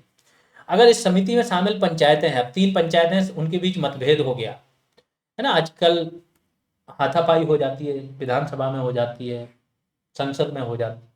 इंडिया में तो फिर भी थोड़ा बहुत कम होती है, विदेशों की तो संसदों में हमेशा हो रही है। अफ्रीकन कंट्रीज में तो लात जूते घूंसे पड़ जाते हैं कि हमारी बात मान क्यों नहीं रहे। हम ज़्यादा भला चाहते हैं लोगों का, हमारे तरीके से ज़्यादा अच्छे से भला हो सकता है, इसको मानो, और इस पे आपस में लड़ जाते हैं, बुरी तरीके से चोटिल कर देते हैं। ठीक है, तो ये कंट्रोल करना हर जगह। देखो, शिक्षा पढ़ लेना या जगह पे पहुंच जाना, इसका कतई मतलब नहीं हुआ कि व्यक्ति शिक्षित हो गया। शिक्षा बड़ा ही एक प्रकार से ब्रॉड टर्म है। शिक्षा के लिए आप पेशेंस, विद्या ददाति विनयम, विद्या आपको विनय देती है, विनम्रता आती है। विनयात याति पात्रताम, विनयात से आपको पात्रता मिलती है, विनय से। पात्रत्वात् धर्माप्नोति, जब आपके अंदर पात्रता आ जाए फिर आपको धन मिलता है। फिर धनात् धर्मा ततः सुखम, जहाँ पर धन होता है वहीं पर धर्म होगा, और धर्म के बाद सुख की प्राप्ति। तो ऐसा नहीं है कि कोई संसद में पहुंच गया, मंत्री बन गया, बड़े अधिकारी बन गया, तो उनके पास पूरा नॉलेज ही है हर जगह कैसे बिहेव करना। एक टर्म आता है इमोशनल इंटेलिजेंस, ये आईक्यू से ज्यादा इमोशनल इंटेलिजेंस जरूरी है, जहां व्यक्ति हर एक सिचुएशन को अपने आप को मनोवैज्ञानिक रूप से उस सिचुएशन पर रख के समझता है चीजों को। कभी भी बदतमीज नहीं होता है, कभी भी अपनी लिमिटें नहीं क्रॉस करता है। कितने, कोई चीज इतनी ज्यादा तो नहीं है, सपोज करो कि आपको हिंसक बनाए, बदतमीज बना दे, है ना। फिर सबकी अपनी अपनी मर्जी होती है जीवन जीने का, सबका अपना अपना उद्देश्य है। चलिए फिर से आते हैं, काफी सैद्धांतिक रूप से आगे बढ़ गए हम लोग। ठीक है, तो बहुमत के आधार पर फैसला किया जाए। बहुमत नहीं, यहाँ पर बेहद प्राधिकारी होगा, यही बोल देगा होना है कि नहीं होना है, खत्म। जैसे बहुत सारी जगह है ना, ईरान है, ईरान में सरकार चुन के आई, लेकिन वहां पर एक सुप्रीम लीडर होता है, अयतुल्ला अली खामनेई। ग्राम पंचायत में गठित समितियों के संबंध में कौन कौन से कथन सत्य है? ग्राम पंचायत में जो समिति गठित है, इसके बारे में सत्य कथन बताना है। संयुक्त ग्राम पंचायती राज अधिनियम, संयुक्त प्रांत होना चाहिए था यहाँ पर, इसकी धारा 29 इस प्रकार की समितियों के गठन का प्रावधान करती है। क्या ऐसा है? बिल्कुल सही है। जिसमें एक अध्यक्ष और 6 से अधिक सदस्य नहीं हो सकते हैं, ये भी सही है। मैक्सिमम 6 सदस्य हो सकते। अगला जहां आपका डाउट था वो यहाँ दूर हो गया, क्योंकि उसमें लिखा था कि एक व्यक्ति अनुसूचित जाति, जनजाति, महिला और ओबीसी से होना चाहिए। तो लोगों को ये था, तो ध्यान रखो, एक पद अनुसूचित जाति या जनजाति, कोई एक हो सकता है। ज्यादा करना है कर सकते हो, बट मिनिमम की बात की गई। तो ऐसा नहीं है कि एक पद अनुसूचित जाति का भी होगा और एक अनुसूचित जनजाति का होगा। पहले मैंने बोला बहुत पहले से एससी और एसटी इनको एक करके देखा जा रहा है। तो जितने भी आयोग होते हैं, अधिनियम होते हैं, सब जगह इनके जहां पे भी प्रावधान है वो है कि या तो एससी का व्यक्ति होगा या एसटी का, तो एक ही है, तो ये वाला गलत हो जाएगा। दोनों के लिए एक एक पद। पंचायती राज व्यवस्था के संबंध में कौन कौन से कथन सही हैं? अब ये आपका आ गया क्लास कंटेंट। राधा कुमुद बनर्जी ने पंचायतों को लघु गणतंत्र कहा है। क्या ऐसा कहा है? नहीं, गलत है। चार्ल्स मेटकॉफ केवल 1 साल के लिए भारत का वायसराय बना था ये, ठीक है। 1836 से 37 गवर्नर जनरल ऑफ इंडिया बोला जाता था, वायसराय नहीं उस टाइम पे। 1833 से गवर्नर जनरल ऑफ इंडिया बनना शुरू हुआ था, है ना। वायसराय कब से शुरू हुआ था, आप लोग कमेंट सेक्शन में बताइए। तो चार्ल्स मेटकॉफ, इसको समाचार पत्रों का मुक्तिदाता भी बोला जाता है। इसने 1833 में एक ना सेंसरशिप, 23 में सेंसरशिप अधिनियम आया था, उसने इतने जबरदस्त सेंसर लगा दिए थे कि कितना आपको, अगर प्रिंटिंग प्रेस खोलना है तो आपको एक सिक्योरिटी मनी देनी होगी, आपके जो भी चीज आप लिखोगे वो जाके पहले एक अधिकारी को दिखाओ, फिर वो मान लो। फिर भी अगर कुछ गलत छप गया, हमें लगा गलत हो, तो आपकी जो है बैन कर दिया जाएगा, और ये जो मनी है सिक्योरिटी वो डिपॉजिट खत्म। इस तरीके से सेंसरशिप लगी हुई थी 23 में, 1823 में। फिर ये व्यक्ति आएगा और ये सेंसरशिप खत्म कर देगा। इसलिए इसको बोला जाता था समाचार पत्रों का मुक्तिदाता। इस व्यक्ति ने क्या किया, पंचायत को प्रजातंत्र के देवता की संज्ञा नहीं दी। इसने बोला पंचायतें क्या है, लघु गणतंत्र है, और राधा कुमुद बनर्जी ने बोला प्रजातंत्र के देवता है। इसलिए ये दोनों कथन क्या होंगे, गलत हो जाएंगे, इनमें से कोई नहीं। अगले उस पर चलते हैं। चोलकालीन स्थानीय स्वायत्त शासन के संबंध में कौन कौन से कथन सही हैं, बताया गया है आप लोगों को। चोल काल बहुत अच्छे से पढ़ाया गया। अब कुछ लोग इसमें भी कुइपर बेल्ट की तरफ निकलते हैं, वो दुनिया भर की जितनी भी आपकी क्षेत्रीय इकाइयां हैं वो लेके पढ़ के बैठे हैं, जैसे उन्होंने बहुत। ऐसे लोगों के कॉमन क्वेश्चन गलत होते हैं जो कॉन्सेप्चुअल होते हैं, उनको कुछ नहीं आ रहा है, वो दिखावे में पड़े हुए हैं। जब से शुरुआत हुई है कोर्स की वो दिखावे में पड़े हुए। बार बार उनको समझाया जा रहा है कि आप ट्रैक पर रहो, जो होशियारी है। अब वो एज नहीं रही आपकी कि आप 18 साल के हो, 17 साल के हो, होशियारी दिखा रहे हो, किसी को इम्प्रेस कर रहे हो, ये सारी चीज। आप वो ठोस काम करो जो आपको लाभ दे। आप कितनी भी दिखा लें, उस चीज को कभी सपोर्ट ही नहीं किया जाएगा, ना आपको मोटिवेट किया जाएगा, और लास्ट में फाइनली आपका भला भी नहीं होना उससे। ठीक है, तो यहां पर क्या है, उतना ही रहो जितनी पढ़ा देंगे, ऑलमोस्ट इनफ है सारी चीज। तो इसकी जानकारी राजराज प्रथम के उत्तर मेरूर अभिलेख से मिलती है। अभिलेख किसका था, राजराज का था, परांतक प्रथम का था। परांतक फर्स्ट। राजराज चोल, राजेंद्र चोल, ये तो बहुत बड़े शासक हुए। बृहदेश्वर मंदिर वगैरह बनाया, गंगे कौंड चोलपुरम मंदिर इन लोगों ने बनाया। पूरा जो आपका बंगाल की खाड़ी है ना, चोल झील के रूप में बना दी थी इन्होंने। इतनी ज्यादा नेवी थी इनकी, जावा सुमात्रा वगैरह सब पे अधिकार कर लिया था। बड़े खतरनाक लोग थे। बृहदेश्वर मंदिर में गया हूँ, तंजावुर, तंजौर करके तिरुचनापल्ली से 60-65 किलोमीटर दूर है। बड़ी अच्छी जगह है, बहुत विशाल मंदिर है ये। तो सभा या महासभा गांव के ब्राह्मणों की सभा थी, और इसे पेरुंगुरी कहा जाता था। ठीक है, बिल्कुल सही बात है। और इनके सदस्यों को पेरुम मक्कल कहा जाता है। ये सही हो जाएगा, ये गलत हो जाएगा, ये गलत है। चोलकालीन स्थानीय शासन की समितियों के बारे में कौन से कथन गलत है? समितियां मैंने बताई बहुत सारी लिखी हुई हैं, उनको पढ़ लें, रिवाइज कर लेना। संवत्सर वारियम विद्वानों की समिति होती थी, ये पोर्शन सही है। जिसमें 14 सदस्य होते थे, नहीं 12 सदस्य होते थे। विद्वान थे, बाकी समितियों की देखरेख भी ये समिति करती थी, एक प्रकार से सुपर कैबिनेट थी। पोनबारियम स्वर्ण समिति थी, बिल्कुल सही थी।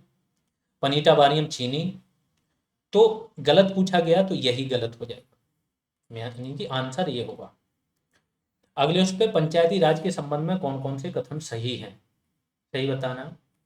म्यूनिसिपल, मद्रास म्यूनिसिपल कॉरपोरेशन गठन करने की सलाह इसके डायरेक्टर को कब दी गई थी? क्या 88 में दी गई थी? नहीं, 88 में तो गठन हो गया था, तो ये गलत हो जाएगा।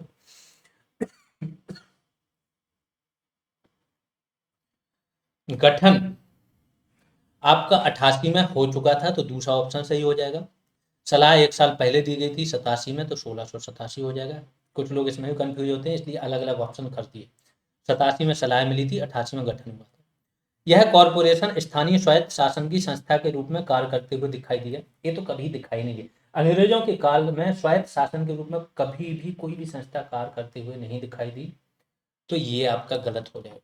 एक मानो तो जो आपका रिपन का है कार्यकाल, उसमें थोड़ा बहुत प्रयास सही थे, ठीक है, तो केवल 2-3 सही होंगे, 1 और 4 गलत हो जाएंगे, डी सही हो जाएगा।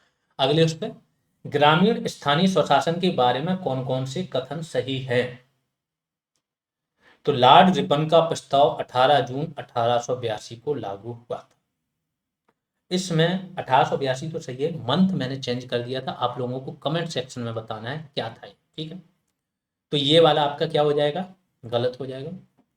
इस प्रस्ताव में गैर सरकारी सदस्यों के बहुमत की बात कही गई थी तथा सरकारी सदस्यों की संख्या 1/3 से ज्यादा नहीं होनी थी। बहुत सही बात थी, सही है। बोला था इसने कि सरकारी सदस्य मतलब अंग्रेज, अंग्रेज आपके 1/3 से ज्यादा नहीं होंगे, गैर सरकारी सदस्यों का बहुमत यानी कि 2/3 होंगे। जो आपका अध्यक्ष चुना जाएगा, इसका हेड होगा, वो चुने हुए सदस्यों में से होगा। ये सारी बात की गई थी, हालांकि अध्यक्ष वाली बात फाइनली नहीं लागू हो पाई थी, तो केवल बी सही हो जाएगा। पंचायती राज अधिनियम 1947 के संबंध में कौन कौन से कथन सही हैं?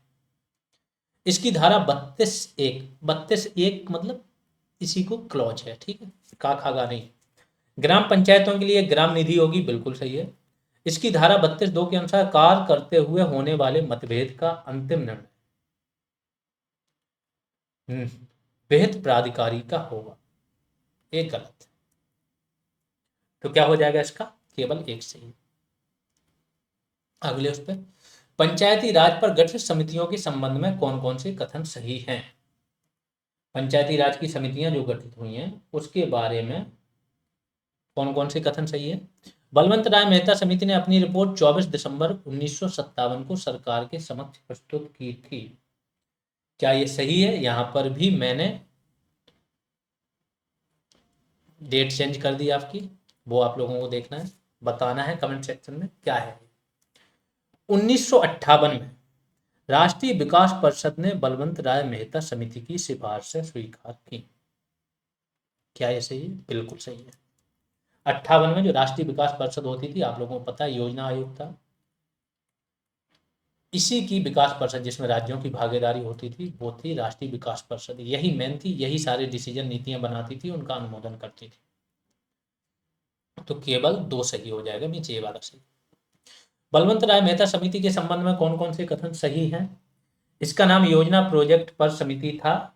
क्या ये सही बात है? बिल्कुल सही है।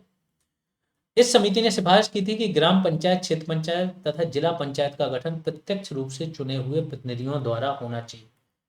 ये गलत है। ग्राम पंचायत तो इन्होंने बोला था कि प्रत्यक्ष होना चाहिए, बाकी क्षेत्र पंचायत और जिला पंचायत के लिए इन्होंने क्या बोला था? अप्रत्यक्ष।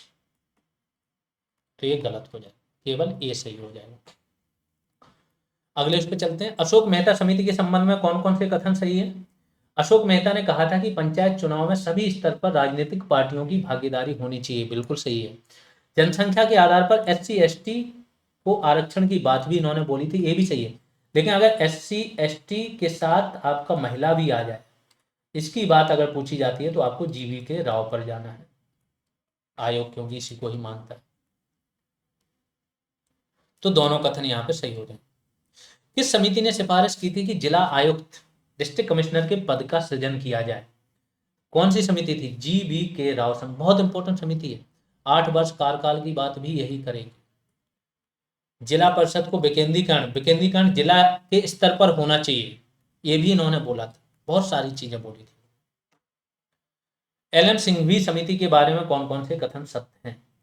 इसका गठन 1986 में राजीव गांधी की सरकार ने किया था तथा इसने 27 दिसंबर 1986 को अपनी रिपोर्ट दी थी।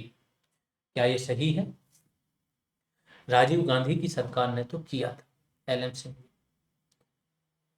रिपोर्ट के बारे में आप लोगों को देखना है कि इसकी डेट क्या है। अगला, पंचायती राज संस्थाओं को संवैधानिक रूप से मान्यता देनी चाहिए, ऐसी सिफारिश इसी समिति ने की। और समितियों ने भी की थी, लेकिन आयोग इनका ही मानता है, तो यही ऑप्शन इसका सही है। ये वाला गलत हो जाएगा, तो केवल बी सही हो जाएगा। यहाँ पर आपकी क्लास खत्म होती है। ये जीएस एवोल्यूशन ऐसे आपको सर्च करना है, ठीक है। और यहाँ पर आपको ये टेस्ट सीरीज वाला बैच मिल जाएगा, जिसपे हर संडे को टेस्ट होते हैं। अब तक इसमें आपके 5 टेस्ट पहले के और 8 टेस्ट अभी के पढ़ चुके हैं। हर संडे को ये होता जा, प्लस टेस्ट के क्वेश्चन अभी यहाँ पे 59 क्वेश्चन ही किए। अब आप लोगों को पता चल गया होगा कि एक टेस्ट आपका किस लेवल पे कवर करता है, तो बाकी टेस्ट क्या करेंगे। जो लोग ऑलरेडी जुड़े हुए हैं, अगर आपको लग रहा है कि ये चीज़ें हेल्पफुल हैं आपकी, तो आपके आसपास जो भी लोग हैं बिल्कुल शेयर करो उनको, ठीक है। आप लोगों की भी जिम्मेदारी है कि इस चीज़ों को आगे बढ़ाएं। अभी के लिए इतना ही। बाकी आपका टेस्ट संडे को यानी कि कल है। टेस्ट की अच्छे प्रिपरेशन कीजिए। केवल उत्तर प्रदेश का इतिहास से क्वेश्चन बनाए गए हैं, इतने टॉप क्लास क्वेश्चन बनाए गए हैं कि आप पूरी तैयारी कर लो और फिर इन क्वेश्चंस को सॉल्व कर लो, आपका हो गया। उसके बाद उन टॉपिक्स पर कुछ और सोर्स की जरूरत नहीं है। अभी के लिए इतना ही। धन्यवाद।